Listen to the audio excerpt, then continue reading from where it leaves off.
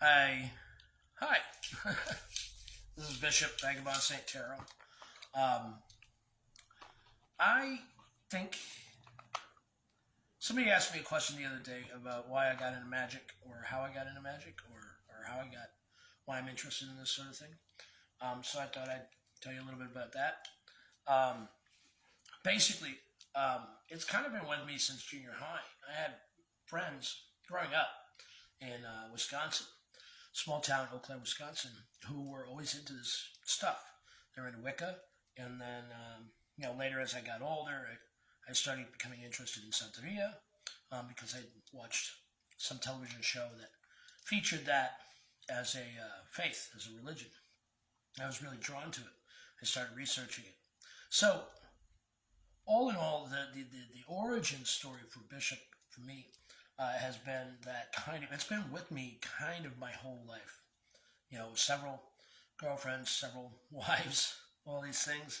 And the tarot kind of came in as a result of hitchhiking, in point of fact. So I was hitchhiking a lot in the 90s, in the mid to late 90s. And when I would get into a vehicle, I would ask like two or three questions. And invariably, I would be able to kind of get a bead on who I was in the vehicle with, and that was very cool to me.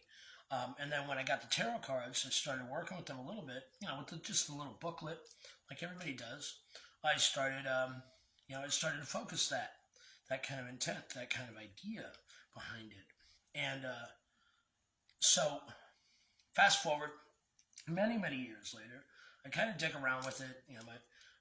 An ex-wife of mine was trying to do tarot online as a business, and it was something that I was interested in, and she was taking classes, so I kind of it piqued my interest. I didn't want to take a class with her or take the class with her. I wanted it to be her thing, but I felt like drawn to it at the same time. So when we separated, I started looking into it more.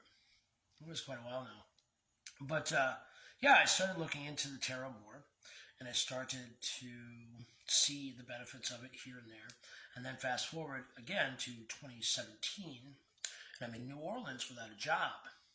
All I really had was a tarot deck, so I started reading professionally at that time. And the thing that made the difference for me, because I'd done a couple of gigs in Minneapolis, which I moved to. I'd been living for about 15 years.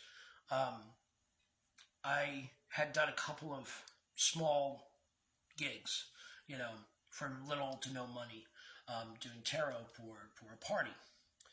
Um, and then I moved down here briefly in 2017, and it was bad timing. I was a really bad time in my life, in point of fact. But the tarot was the one thing that kind of brought me through it all, because as I was struggling with my own, internal existential crisis, I had discovered that as I was reading people, as I was doing these readings, I was kind of helping myself out. I was healing portions of myself little by little by helping other people in this way, and people became kind of more almost like mirrors after a fashion. That was really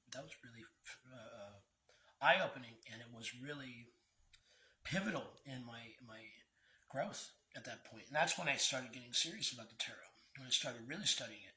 And I noted the difference between when you go from, I want to say, amateur to professional is the difference comes from reading the card itself and learning the relationships between the cards. And the only way to do that is through practice and to continue to do it, to keep doing it. Because sometimes the relationships between the cards is not what you're expecting it to be. Yeah, you can have your spread. You can say this means this means that means that, and then on and on and on. You can say that, but sometimes the relationships shift and change and evolve throughout the course of the reading. So that was really the thing. And then what else is there? I'm just This is kind of the really the Cliff Notes version of of my last uh, 6 years. Um, but I started to get more into chaos magic. I started to kind of wean myself off of the Wicca stuff because I never really jived with the Wicca. And then the chaos stuff was interesting to me because my favorite writer growing up was Clive Barker, and he had a book called The Great and Secret Show. And in it, they've described a kind of magic art form called the art. Past, present, and future, all one moment. Knowing that is wisdom, using it is the art. And that was like the log line in the back of the book. And I really found that intriguing. And I found that chaos kind of works at that particular angle. And it does work. You're working with that past, present, future. And the tarot ties very heavily into that in a lot of ways for me. So I've been kind of practicing chaos magic little by little and learning more and more. And there is some hoodoo leanings now because I work in a hoodoo shop, but I would not be bold enough to say that it's hoodoo that I'm doing. I'm just working in the confines of this structure and using some of the things that I've learned through working in a hoodoo shop. I wouldn't have the audacity to claim it at all. I'm not a practitioner of that.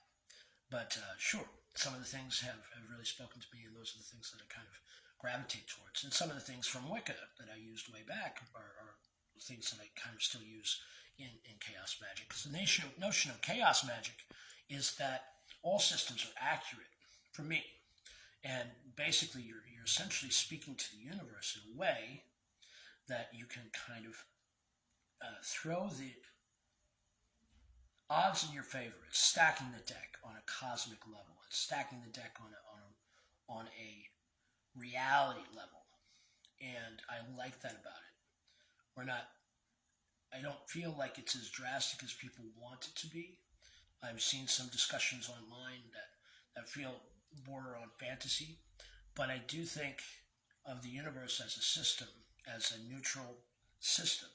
So if it is a system, it can be altered using the proper code.